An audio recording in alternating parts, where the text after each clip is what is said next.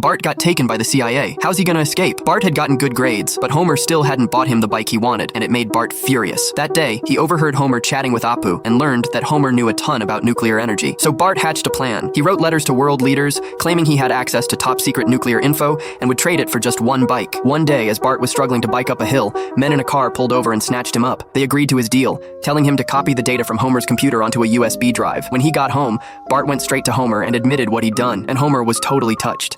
He's buying it.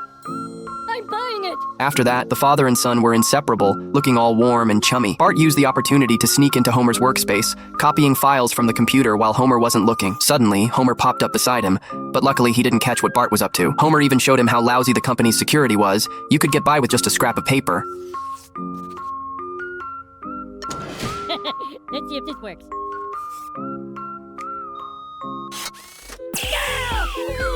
Damn, that hurt.